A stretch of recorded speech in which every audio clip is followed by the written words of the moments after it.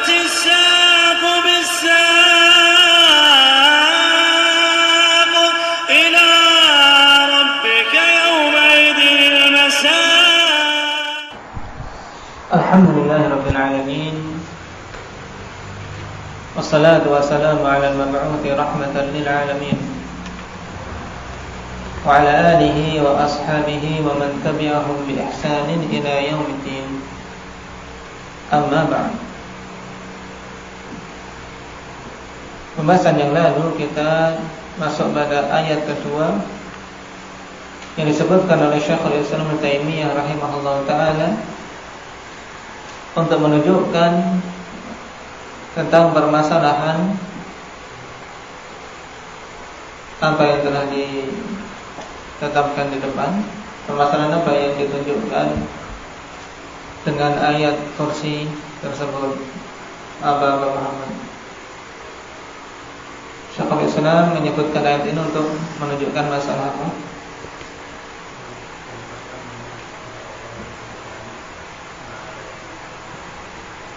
Yaitu berhubungan dengan digabungkannya nafi dan itsbat baik dalam permasalahan asma wa sifat.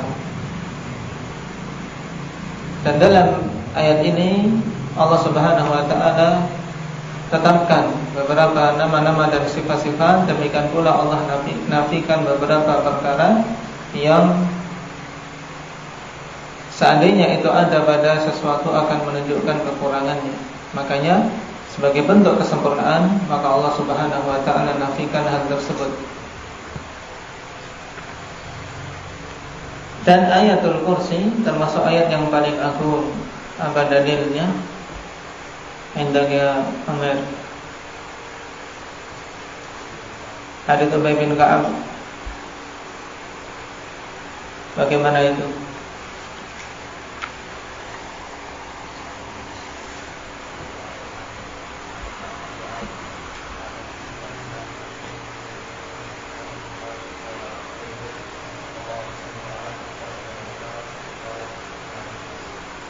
Terus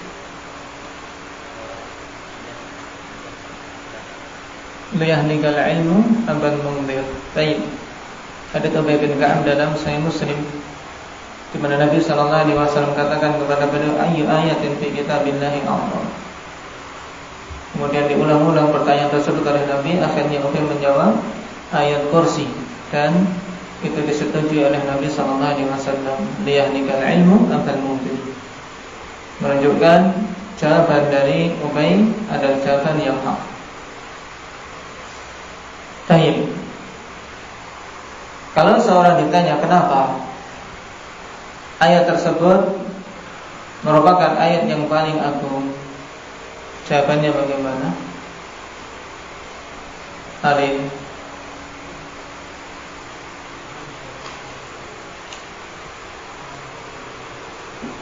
Karena ayat tersebut mencakup penetapan apa? Nama-nama dan sifat-sifat Allah, dan disucikannya Allah Subhanahu wa taala dari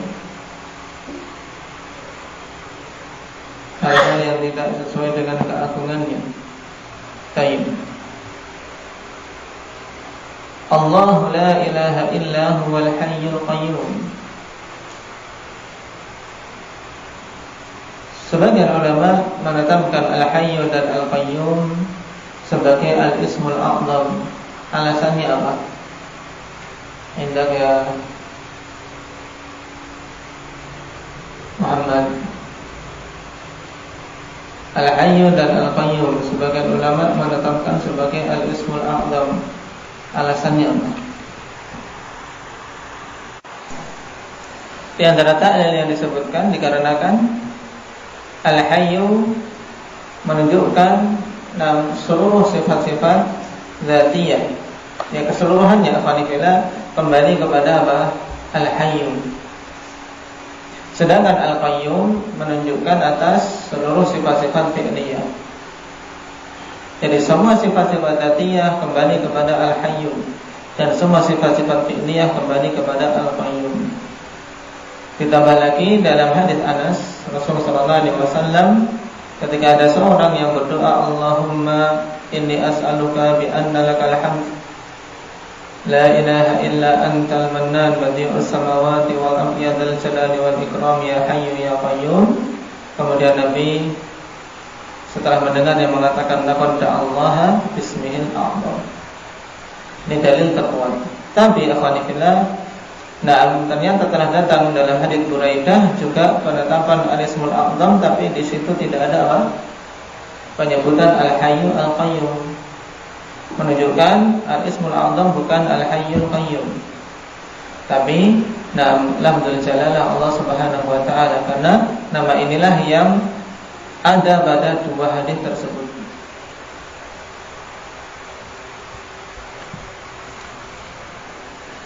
Sekarang kita lanjutkan. Qala al-'allamah al-Fauzan hafizahullah taala. Setelah kita ketahui bahwasanya pada al-qayyum, apa makna al-qayyum? Terlebih dahulu Indra Ahmad.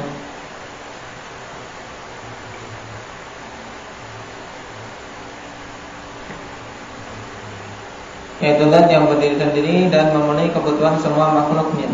Al-qa'imu bi nafsihi wal muqimu li ghairihi. Baik. Nah, berarti karena Allah Subhanahu wa taala memenuhi kebutuhan semua makhluknya. Nah, dalam keadaan dia tidak butuh kepada mereka. Nah, ini menunjukkan bahwasanya Allah Subhanahu wa taala alhamdulillah memiliki sifat-sifat fi'liyah, pengaturan, pemberian rezeki dan seterusnya kembali kepada Al-Qayyum. Sekarang, di antara hal yang menunjukkan kesempurnaan qayyumiyah Allah, bahwasanya Allah tidak butuh kepada selainnya. Qala wa likamali qayyumiyatihi la ta'khudhuhu sinatun wa la nawm. Dan dikarenakan kesempurnaan qayyumiyah Allah, maka Allah tidak dikenai rasa kantuk, tidak pula mengalami tidur. As-sinah an-nu'as wa huwa naumun khafif. Yang dimaksud dengan sinah adalah rasa kantuk, yaitu tidur ringan. Dalam artian masih kedengaran sesuatu yang ada di sekitarnya, atau masih terasa sesuatu yang ada di sekitarnya, sehingga kapan diberi tanbih maka segera tersadar. Wa yakunu fil aini faqat. Nu'as yang namanya kantuk yang cuma di mata saja. Wa naumu aqwa minas sinah. Dan tidur itu lebih kuat daripada sekedar kantuk. Kenapa? Karena wa huwa akhul maut wa yakunu fil qalb. Ya, naum itu adalah saudaranya kematian. Sebab jasadnya diam, demikian pula hatinya terkena hal tersebut, sehingga tidak sadar tentang perkara-perkara yang ada di luar, yang ada di sekitar. Tayyib wa yakunu fil qalb. Dan tidur tersebut ya mengenai hati. Adapun para anbiya tatkala mereka adalah hamba-hamba terpilih yang harus dalam kondisi senantiasa siap menerima wahyu, maka ketika tertidur pun hati-hati mereka tidak ikut tertidur. Ini kekhususan para anbiya. Berbeda dengan manusia biasa yang ketika tidur ya tidur matanya, demikian pula tidur hatinya. Qala lahu ma fis samawati wa ma fil ardh. Bagi Allah Subhanahu wa taala apa saja yang di langit-langit dan di bumi, mulkan wa khalqan wa abidan. Apa saja di langit dan bumi. Merupakan apa? Merupakan kekuasaan Allah dan makhluk-makhluk ciptaan Allah serta hamba-hamba Allah Subhanahu wa taala. Fa huwa yamlikul 'alamal 'ulwi was-sufli. Maka Allah Subhanahu wa taala menguasai alam yang di atas dan alam yang di bawah secara keseluruhan. Semua yang ada di langit dan semua yang ada di bumi. Semuanya adalah makhluk Allah Subhanahu wa taala dan milik Allah Azza wa Jalla.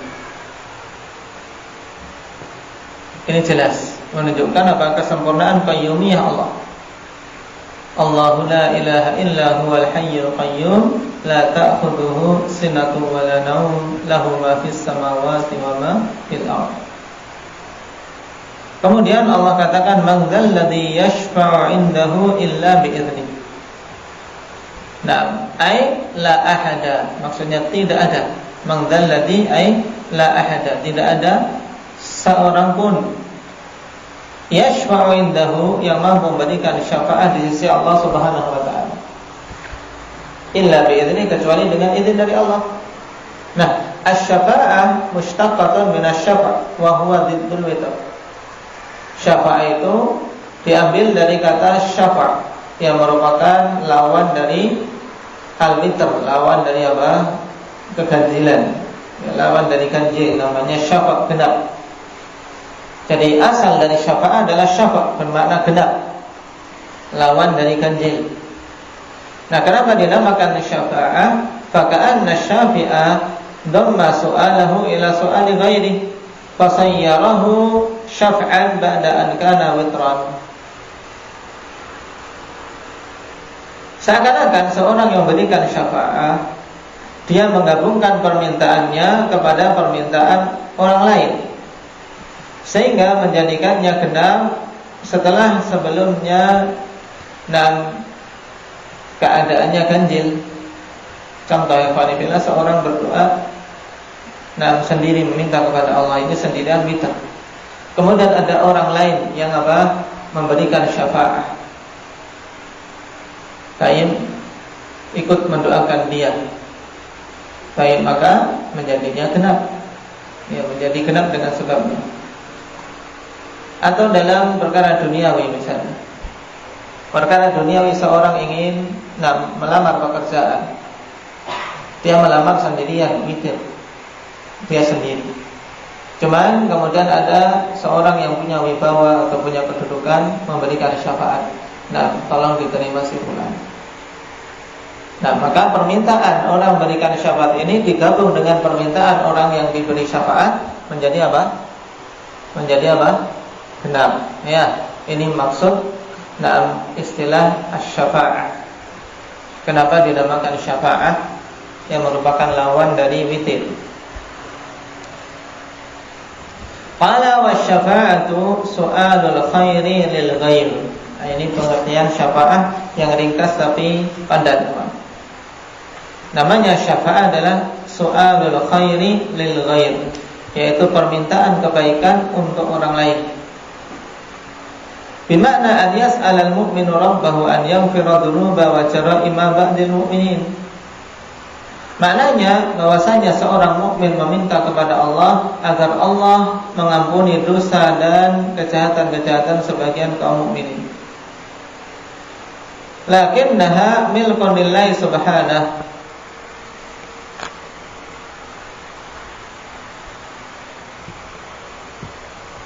Akan tetapi syafaat ini adalah milik Allah Subhanahu wa taala. Fala takunu illa bi'idznih, sehingga tidak mungkin terwujud syafaat kecuali dengan izin dari Allah Subhanahu wa taala. Ai bi amri. Maksudnya bi idznih ai bi amri, yaitu dengan perintah Allah Subhanahu wa taala. Wa dzalika likibriyaihi wa 'azamatihi Subhanahu wa taala. Yang demikian itu dikarenakan kebesaran Allah Subhanahu wa taala dan keagungannya. Maha suci Allah dan Maha tinggi. La yastati'u ahadun an yataqaddama ilaihi bisyafa'ati 'indah li ahadin illa ba'da an ya'dan. Sehingga tidak ada seorang pun yang mampu untuk maju memberikan syafaat di hadapan Allah Subhanahu wa taala untuk seseorang kecuali setelah mendapatkan izin. Jadi dia akan mampu memberikan syafaat kalau Allah tidak mengizinkan. Ini menunjukkan tentang apa? Tentang sempurnanya keagungan dan kekuasaan Allah. Wa ya'lamu ma baina aydihim wa ma khalfahum. Allah mengetahui apa saja ada di depannya dan apa yang di belakang mereka. Ai ilmuhu wa ittila'uhu muhitun fil umuril madiyah wal mustaqbalah fala yakhfa 'alaihi minha syai'. Maksudnya bahwasanya ilmu Allah Subhanahu wa taala dan pengawasan Allah itu melingkupi semua perkara yang telah lewat maupun yang akan datang, sehingga tidak ada sesuatu pun yang tersembunyi dari Allah Subhanahu wa taala. Wala yahituna bi syai'in min 'ilmihi illa bima syaa'. Ay al-ibad la ya'lamuna syai'an min 'ilmillahi illa ma 'allamahumullahu iyyah ala alsinati rasulih. Maksudnya tidak ada seorang pun dari kalangan hamba ini akhwanillah yang mampu untuk ilmunya melingkupi Allah Subhanahu wa taala. Baik. Sehingga maknanya bahwasanya hamba-hamba itu tidak mengetahui sesuatu pun dari ilmu Allah kecuali yang Allah telah ajarkan. Melalui lisan-lisan para rasul. Fa bi tariqin wa asbabin mutanawwi'ah, dan dengan jalan serta sebab-sebab yang berbeda-beda untuk seorang bisa mendapatkan ilmu dari Allah Subhanahu wa taala. Wasi'a kursiyyuhu samawati wal ardh. Kursiyyuhu subhanahu, yang luasnya, luas kursinya itu meliputi langit dan bumi. Yang dimaksud dengan kursi Allah Subhanahu wa taala, qila innahul arsy, dikatakan bahwasanya kursi itu adalah arsy. Tapi ini pendapat yang lemah, sebagaimana ditegaskan oleh para a'imah bahwasanya kursi itu bukan arsy. Di antaranya Syekh Ibnu Utsaimin mengatakan laisa huwal arsy balil arsy akbar minal kursi. Jadi kursi bukan arsy. Sebab apa? Kursi itu lebih besar daripada arsy. Bahkan datang dalam riwayat kursi dibandingkan dengan arsy kafadlil falah ala hadhil halaqah. Itu seperti keadaan suatu cincin yang dilempar di gurun. Annas samawati sab'i wal ardina sab' binisbah lil kursi ka halqatin ulqiyat fi falatin al-ardh. Jadi langit-langit yang 7 dan bumi yang 7 ini kalau dibandingkan dengan kursi ibarat seperti cincin kecil yang akan dilempar di padang pasir. Demikian pula ibarat kursi dibandingkan arsy, maka ibarat seperti cincin tersebut dibandingkan dengan dengan padang pasir tadi. Ini jauhnya perbedaan antara kursi dan arsy. Wa qila innahu ghairu, dan dikatakan bahwasanya kursi itu selain arsy, dan ini pendapat yang benar. Waqad warada annahu mawdi'ul qadamain, dan telah datang riwayat bahwasanya kursi itu mawdi'ul qadamain, tempat kedua kaki Allah Subhanahu wa taala. Dalam bermasalah ini datang athar dari Abdullah bin Abbas radhiyallahu anhuma secara mauquf dan disahihkan oleh Syekh Albani rahimahullahu taala. Tapi mauquf di sini memiliki hukum marfu'. Karena tidak mungkin Abdullah bin Abbas berbicara tentang perkara gaib seperti ini tanpa mendengar dari Rasul sallallahu alaihi wasallam atau mendengar dari sahabat yang mereka mengambil dari Rasul sallallahu alaihi wasallam. Sehingga yang rajih bahwasanya kursi mawdi'ul qadamain. Kursi itu adalah tempat kedua kaki Allah Subhanahu wa taala. Akan tapi kita tidak boleh membagaimanakannya, tidak boleh menggambar-gambarkannya dalam benak kita, cukup kita beriman.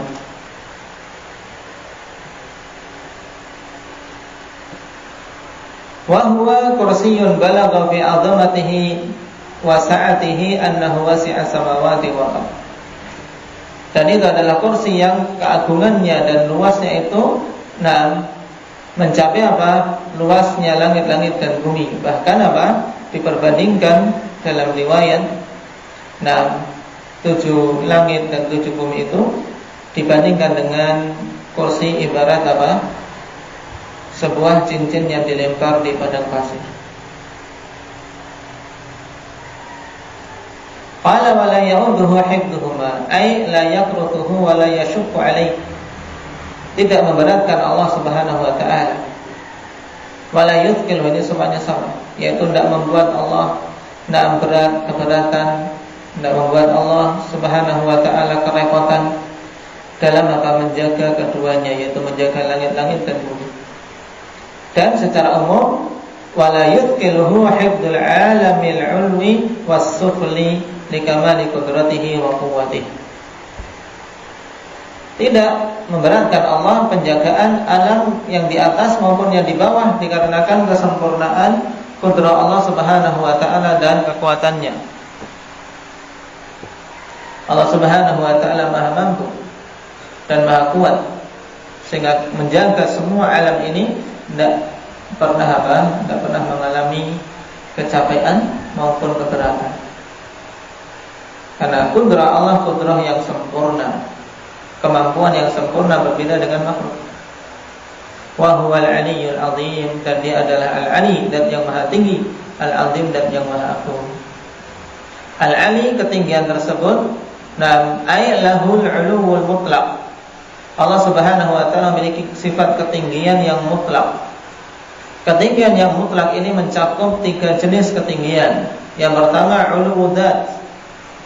Allah tinggi dari sisi zatnya, bikaunihi fawqa jami'il makhluqati 'ala al-'arsy istawa. Dan dikarenakan Allah di atas semua makhluknya, tinggi di atas 'arsy. Wa 'uluwul qadar, dan ketinggian dari sisi qadar.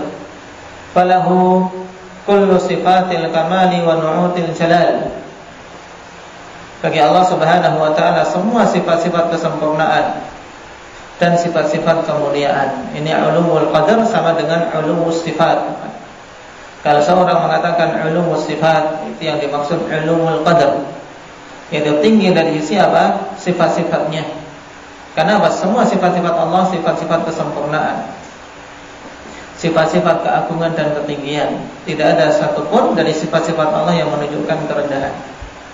Kemudian yang ketiga ulumul qahar, wa huwal qadiru ala kulli syai', al-mutasarrifu fi kulli syai' la yamtani'u 'alaihi syai'. Ketinggian dari si qahar, yaitu apa? Kekuasaannya. Maksudnya apa? Allah Maha mampu atas segala sesuatu. Ketika Allah adalah zat yang paling berkuasa, maka Allah paling mampu untuk melakukan segala sesuatu. Baik, mutasarrif fi kulli syai', Allah mampu untuk memperlakukan segala sesuatu, tidak ada yang mampu mencegahnya sesuatu pun. Sehingga Allah telah berkehendak. Al-Azim alladzi lahu jami'u sifatil 'azamah, dan yang memiliki semua sifat-sifat keagungan. Walahu ta'zimul kamilu fi qulubi anbiya'ihi wa malaikatihi wa ibadihil mu'minin. Bagi Allah Subhanahu wa taala pengagungan yang sempurna di hati-hati para nabi, para malaikat dan hamba-hambanya yang beriman. Al-Azim, zat yang apa? Maha agung. Terkandung di dalamnya sifat apa? Sifat apa dalam Al-Azim, Ridwan? Sifat Al-Azamah, ya, sifat Al-Azamah. Kalau pada Al-Ali terkandung di dalamnya sifat apa, Zakaria? Sifat Ulu. Ya, Ulu ini ada berapa macam secara keseluruhannya? Indah ya Syafiq. Ada 3 apa saja? Ulul dzat, ulul qadar, ulul qahar. Baik. Fahaqiqun bi ayatin tahtawi ala hadhihi al-ma'ani an takuna a'dama ayatin fil Qur'an. Maka sungguh pantas ayat yang mencakup atas makna-makna ini untuk menjadi seagung-agung ayat di dalam Al-Quran. Wa antahfadha qari'aha minasyururi wasyayatin, dan sungguh pantas ayat yang seperti ini menjadi sebab terjaganya orang yang membaca dari kejelekan-kejelekan dan syaitan. Ini karena memang kandungannya apa? Kandungannya berisi tentang penjelasan sifat-sifat Allah Subhanahu wa taala yang Maha Agung. Baik. Ini jelas. Nah, Sekarang sisi pendalilannya bagaimana? Perhatikan. Nah, kenapa dibawakan ayat ini? Wasyahidu minha, yang menjadi inti pendalilan di sini, anna Allah jama'a fiha fima wasafa wa samma bihi nafsahu baina nafi wal itsbat. Bahwasanya Allah Subhanahu wa taala gabungkan dalam ayat kursi ini tentang apa-apa yang Allah sifati dan namakan dirinya dengannya antara nafi dan itsbat. Jadi Allah gabungkan dalam permasalahan asma wa sifat di ayat ini dua perkara, yaitu apa? Nafi dan itsbat. Faqad tadammanat itsbata sifatil kamal wa nafyan nafsi 'anillah. Maka sungguh telah terkandung di dalamnya penetapan sifat-sifat kesempurnaan dan penafian kekurangan dari Allah Subhanahu wa taala. Perhatikan satu persatu yang akan dijelaskan. Fa fi qaulihi Allahu la ilaha illahu. Di sini apa? Nafyul ilahiyah amma siwa wa itsbatuha lah. Peniadaan ilahiyah, yaitu hak untuk apa disembah, hak untuk diibadahi dari selain Allah. Kemudian ditetapkan bahwasanya ibadah itu yang hak hanya diserahkan untuk Allah Subhanahu wa taala. Sifat uluhiyah itu hanya dimiliki oleh Allah Subhanahu wa taala saja. Fa fi qaulihi al-hayyul qayyum itsbatul hayati wal qayyumiyah la. Penetapan hayah dan qayyumiyah. Kehidupan Allah tentunya beda dengan hidupnya manusia. Kehidupan Allah hidup yang sempurna. Nah, demikian pula qayyumiyah. Apa yang dimaksud dengan qayyumiyah? Devi.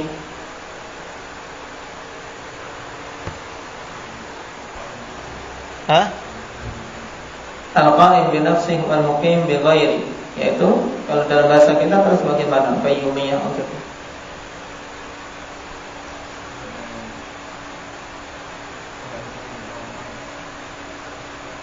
Yaitu zat yang kesempurnaan qayyumiyah itu kesempurnaan apa?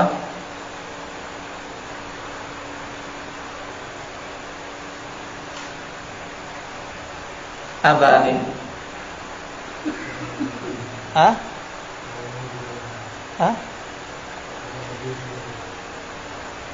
Itu kesempurnaan biar mudah diterima bagaimana?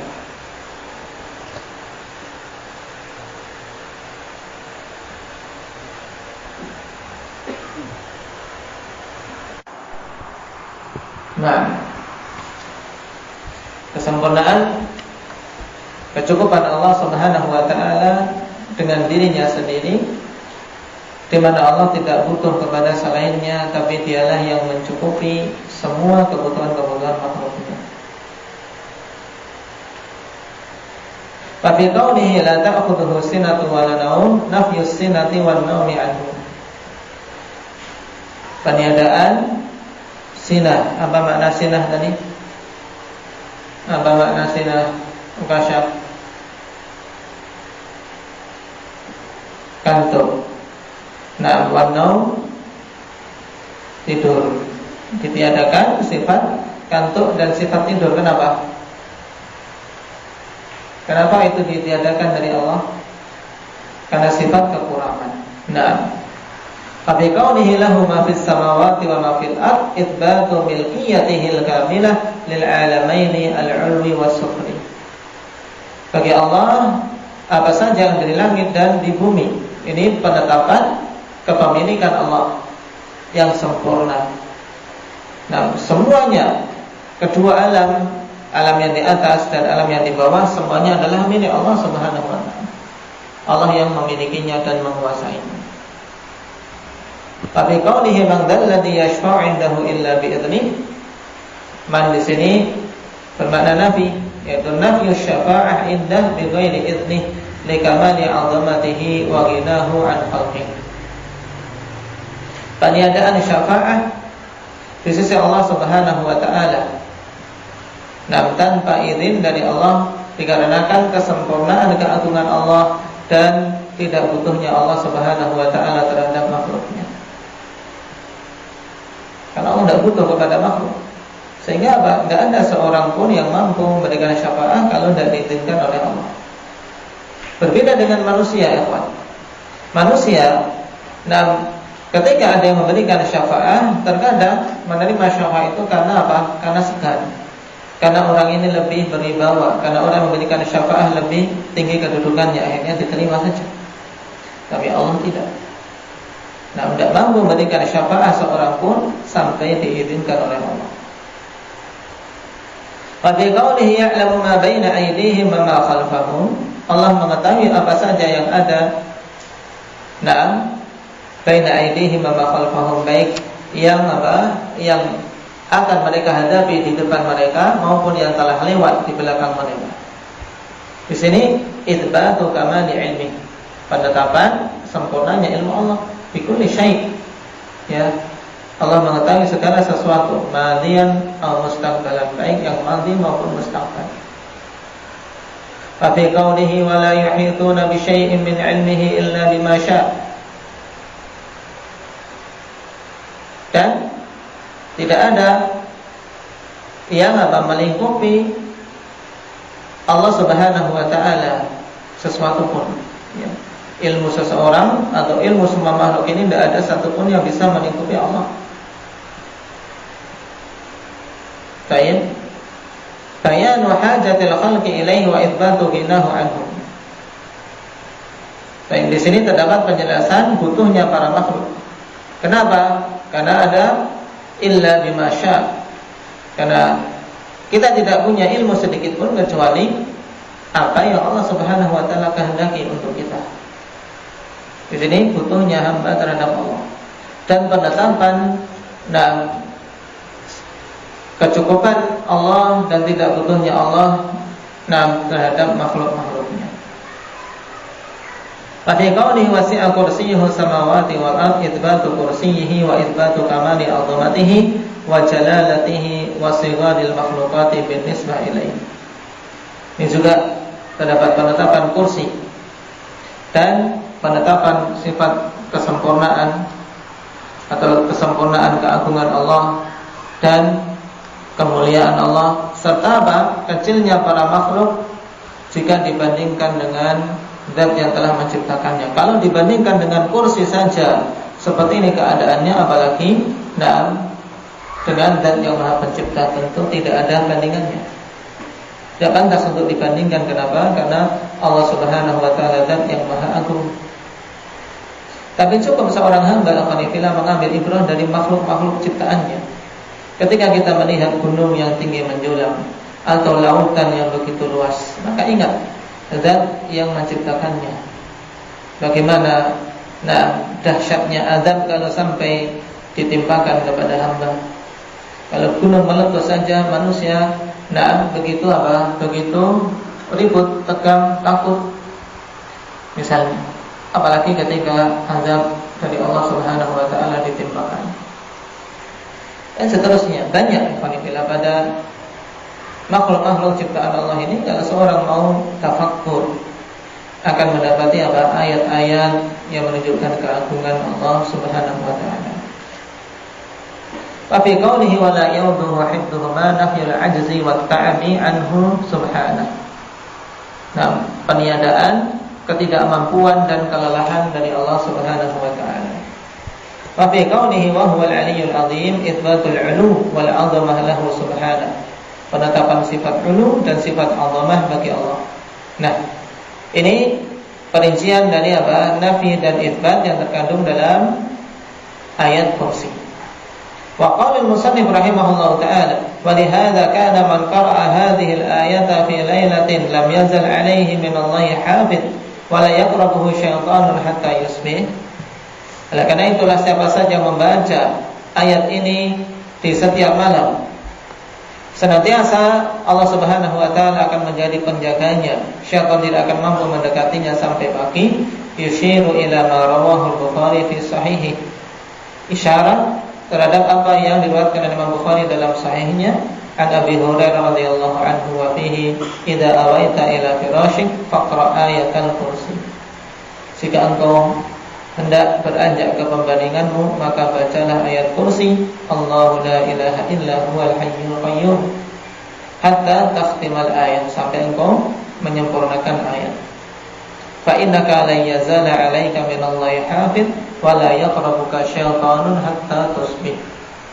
Nah, maka sungguhnya Allah Subhanahu wa taala akan senantiasa menjadi penjagamu. Nah, dan syaitan tidak akan mendekatimu sampai pagi hari. Al-Hadits. Ada yang disebutkan oleh Imam Bukhari secara mu'allaq dengan sighah jazm. Baik.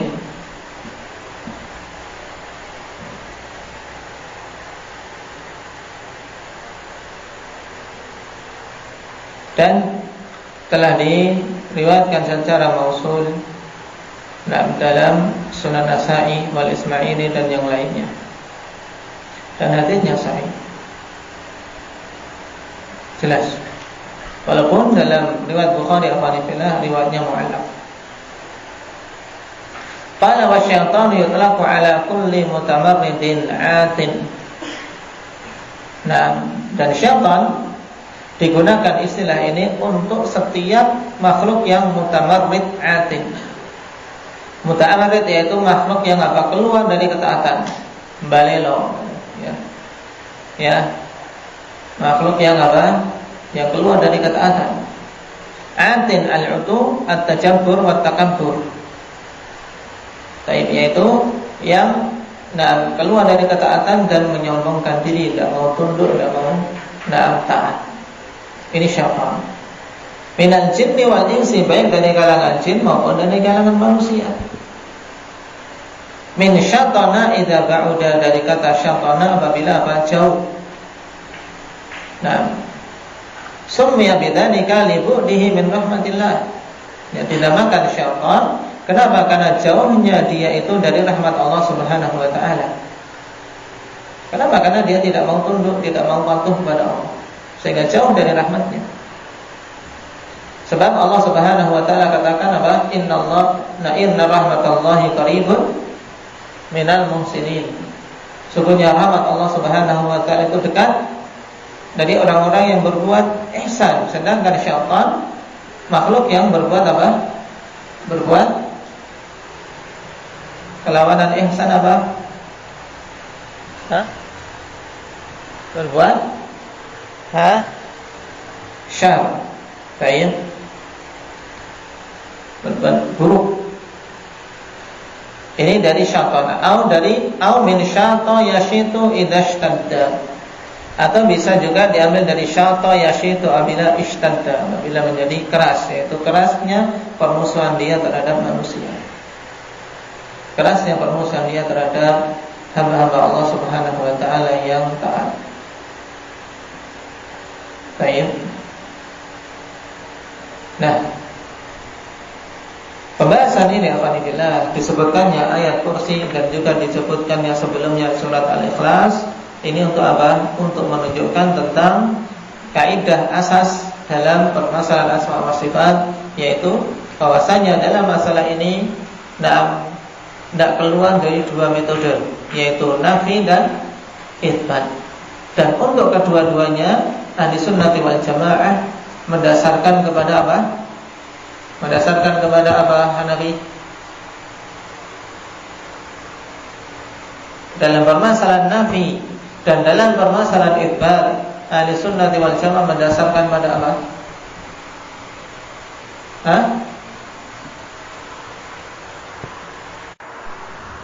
Baik, ya, mendasarkan kepada Al-Quran dan Sunnah. Ini prinsip pokok dakwah kita. Baik. Barakallahu fiikum, naktafi bihadza.